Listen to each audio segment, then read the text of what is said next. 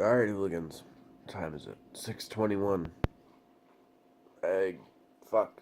Just another sleepless night. I'm not feeling great. It's cold kicking the fuck out of me.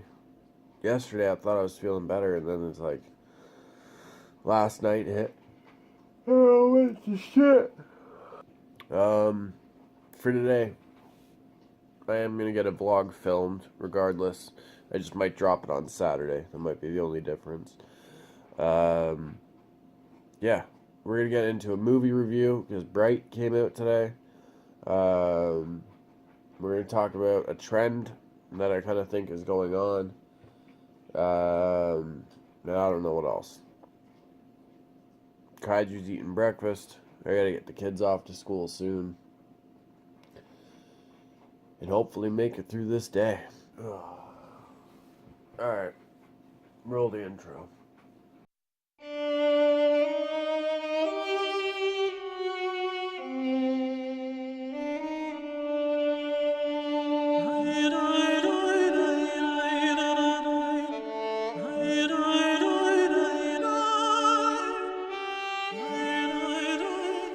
Alright, had a shower, so I at least don't look like death anymore, so that's pretty sweet.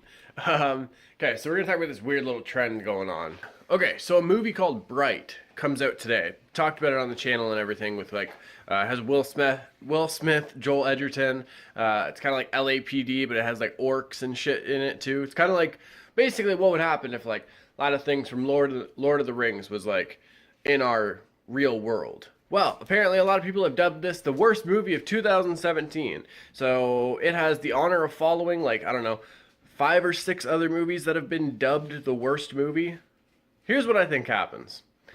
You weird little online critics, I think, honestly, part of you is worried that, like, everyone's going to say they like this movie. So there's this thing that you want to have that contrary opinion to all that. You know what I mean? You want to be the one to say, no, it's not a good movie. I didn't see why you guys enjoyed it so much. But there's enough of you out there that you don't realize that a lot of you are going to be doing this. You know what I mean? So then we end up getting all these like shitty reviews. And then some of you online little critics like jump on after to try and clarify what you were saying or whatever. Or you completely like retract the review. So, I don't know. Here's the thing.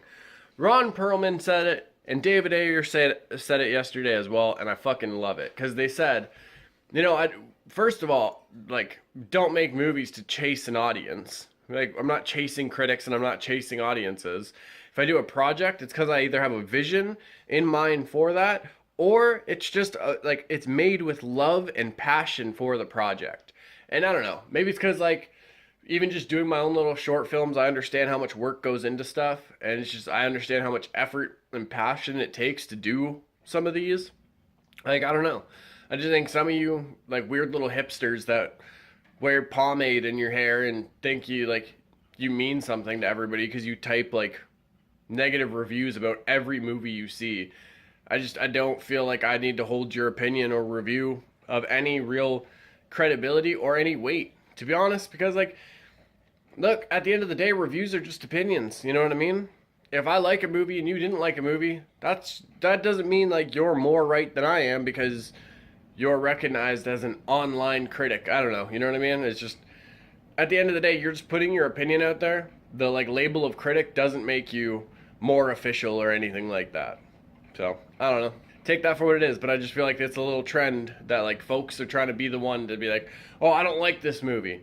But then there's enough of you that you end up, like, realizing, like, you're not the, like, contrary opinion, you know what I mean? A lot of people are trying to be that. 2 little squirrels just chilling on the fence together, eating a couple peanuts. Everybody's got to eat, folks. Alright. I had a couple people reach out recently that wanted to do music and everything. It's just, plain and simple, there's too many of y'all kids running around yelling out fucking gang shit or gang. Like, so many of y'all yell that shit out nowadays that it has real no meaning. You know what I'm saying? Because kids who, like, I don't know, I don't want to say, like, people who have, like, no friends or whatever like that. It's just, like, I don't know. It's like a bunch of people that are like they're playing a fucking character every time you see them. Like you see them, you hear some of their music, or you hear them in a video, or see them in a video, and it's 100% different than what you see in real life. And I don't know. Like if you like any of the shit in like in my videos, you know what I mean? Like I joke around, I talk about certain things like more seriously, whatever. But like I don't know. When you see me in real life, like I'm the same. Like I still say like certain things. I still joke around. I still have serious conversations. Um, I don't know. I'm at a point in my life where I don't have to do shit to get my name out there. You know what I mean? And I don't mean that in any way like I have exposure or anything like that. It's just, you know, I've already done like the hip hop shit. Like I've already done plenty of shows. I've already done plenty of battles. Like I don't have to prove anything as far as like music goes. You know what I mean? Like especially even with like the recent verses, even with the poetry pieces like on the channel. Like I'm proud of that shit. You know what I mean? Um, but yeah, I just like I don't know. I don't feel like I have to actually like work with anybody just because they want to work with me, and I should like work. I should like collaborate with them to get my name out there because I don't need to. I don't. That's not what I guess like it's not gonna add anything to my life, and especially if I see you on YouTube or like Instagram all the time and you're just playing some like fake character and you're yelling fucking gang gang and all this whatever, but like you're really not even part of that like type of life. It's I don't know. I'm not going to be associated with that type of shit. You know what I mean? It's just I like working with people that are like authentic to themselves. I like working with people that are like straight up just that being themselves, and like their music or whatever art form they do is just an extension of that. I don't know. It's just one of those things. Like if you're a positive person or like you're into fucking Yu-Gi-Oh and anime and whatever, rap about that shit. And like if you like to rap, but like that's the type of stuff you're into, rap about it. You know what I mean? Like you don't have to like play a character or whatever, and because like that's the type of shit that like turns people off. You know what I mean? It's one of those things where it's like if they're listening to your music and they're like watching videos or whatever, and they have one idea of who you are, and then they meet you and it's 100% different. You know, it's fucking. It definitely it causes like fans or whatever to not really like know if they want to fuck with you because they're not sure like what they're like watching or whatever. You know what I mean? Um, I don't know. It's the same thing like kids who like rap about smoking weed and whatever, but then you meet them and they don't smoke weed. You're out here yelling gang gang and fucking all this other shit, but you're not really about that type of life. You know what I mean? Or in music, you're talking about like killing families and fucking, you know, you're part of a gang and all this other shit and you got money and whatever else. It's stop. You know what I mean? Just stop. You're not killing anybody. You're not watching anybody from the bushes. Well, some of you might be. Who the fuck knows? I think you folks know what I'm saying. You know what I mean? And it's just like I don't know. Like I went a long time without people asking to do music with me, and I kind of enjoyed it to be honest with you, because I didn't have to deal with all this like extra type of shit. Yeah, I don't know. And then like I've already talked like none of this shit. Like I've already talked to all the people who have messaged me to do music, and if I didn't want to do music with them. So this isn't anything. I'm not talking behind anybody's back or anything like that. It's just I know a couple of folks do music and stuff like that, or whatever else, like on the Hooligan squad. So I know they'll be able to relate. You know, I don't know.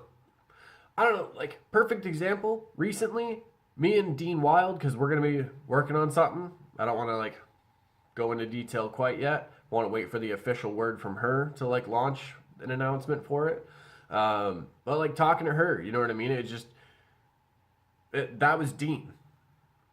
You know what I mean? Like it was just, I've listened to her music. I've watched her videos, like Slightly Lifted, Stay Blessed Productions. Go check them on YouTube. And talking to her on the phone and whatever, it was just that she was the same person. You know what I mean? I don't know. I guess what I'm saying at the end of all this is like, if I don't do music with you or I don't do a project with you, Like, it's just maybe there. It could be a lot of different reasons. You know what I mean? But if you're again yelling gang shit and all this gang or whatever, like, there's probably you probably know the reason why I'm not gonna work with you now. Man, I got kids, and they like to like check out my music and stuff like that. I've caught them sneaking views.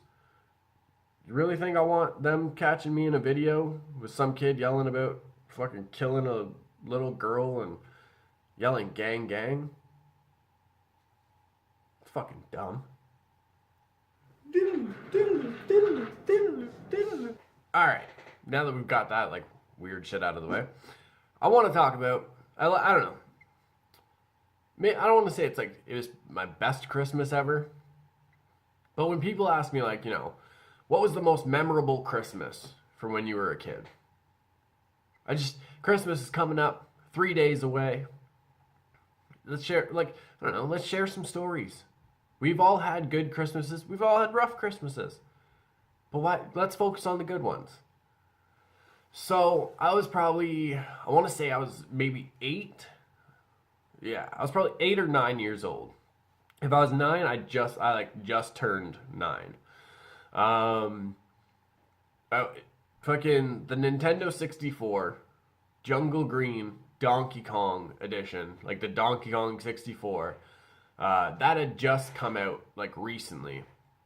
Also, it was when like wrestling was kind of like in its like really like, I don't know, I guess you could say its glory days. It was back when it was like, WWF versus WCW.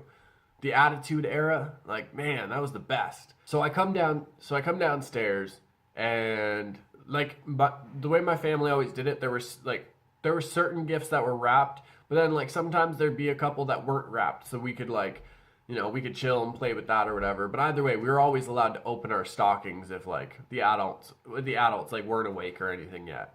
Either way, so I come downstairs and the first thing I see is the NWO red and black Sting.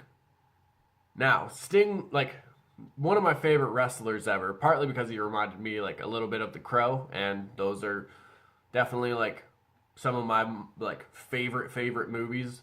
But yeah, I especially because, like, I loved it when he went to, like, the red and black look, because it just looked so cool. Had like the red like scorpion like on the like side of his tights and everything. So yeah, I came downstairs. There was the red and black NWO Sting, and then there was also the Big Show, and it came with like a little referee like action figure that you could like choke slam him and everything. I want to say the same year, I think I actually got a Goldberg action figure as well, or I got that like just after. I can't remember specifically for that figure though, but that was dope as shit. And then, like, right in front of the TV was the N64 Donkey Kong Jungle Green bundle. Like, it had the game cartridge, the Jungle Green controller, the memory card, all that. You know what I mean? Like, it's just, I don't know. That was, like, as a kid, that was some shit. You know what I mean? When I think back, that was probably, like, the most memorable Christmas as a kid. Because also, I remember, like, nobody fought that day. You know what I mean? Like, everybody, like, I don't know. Maybe I just blocked it out, but like that was one of the few Christmases I remember that like nobody fought when we were doing presents and stuff. Everyone just, we opened presents, then we went off, like me and my brother went off and did our thing, you know what I mean? Yeah. I don't know. I really wish I could find that red and black Sting figure again. That'd be so cool. All right, just finished watching Bright. Man, this was a really good movie. I don't know. I'm a fan of when like movies do like something different. And I don't know. I really like this one. So Will Smith plays Officer Ward. Joel Edgerton plays the Orc officer. Detective Jacoby, I believe his name is. Yes, it is. Right away we kind of see like what's going on with them as far as like the climate of like the time they're living in, we could say.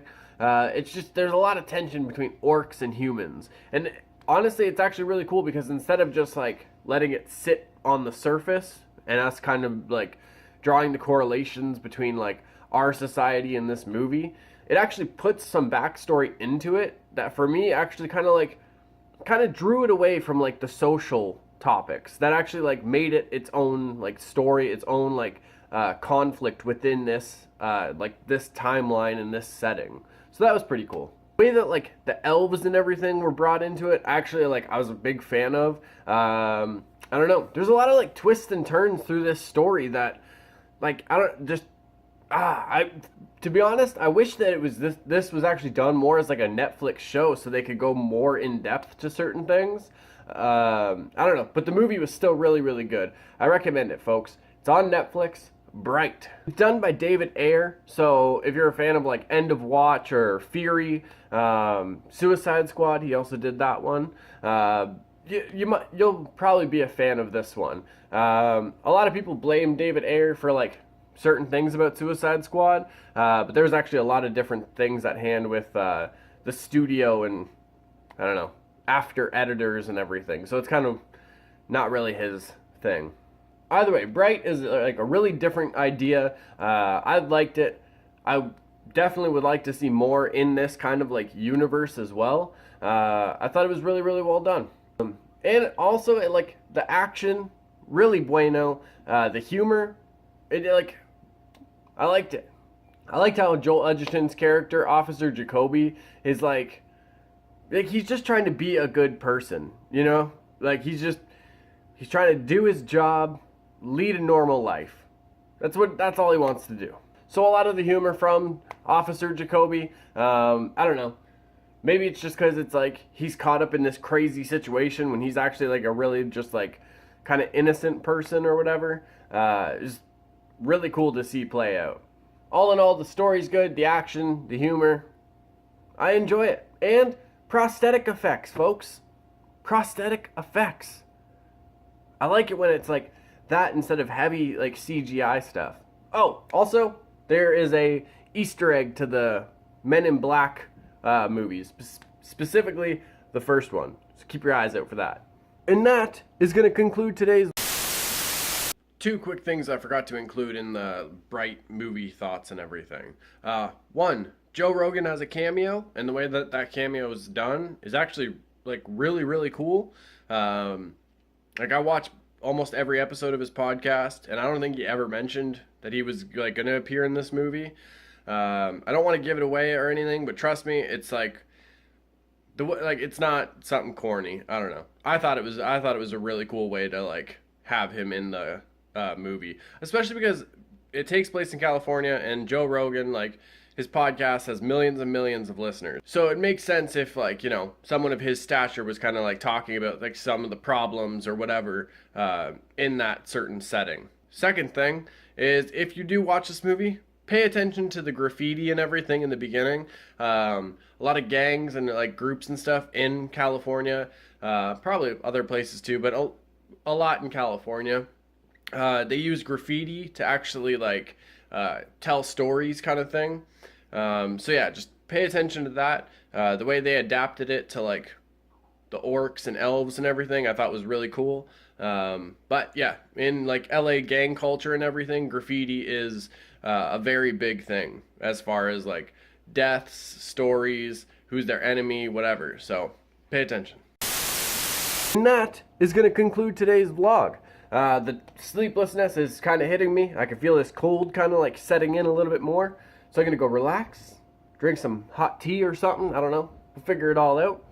By the way, thank you for checking out the vlog. Mucho appreciated as always. Make sure you like, share, subscribe, comment below.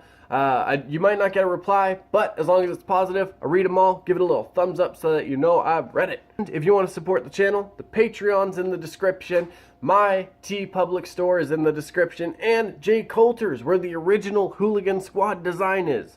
All sales from that get split between me and him, so you're helping two artists for the price of one on that one. Yeah, whole adventure to take in the description. Roll the outro. I tried so hard, my dear, to show that you're my every dream. Yet you're afraid each thing I do is just some evil scheme. A memory from your lonesome past keeps us so far apart.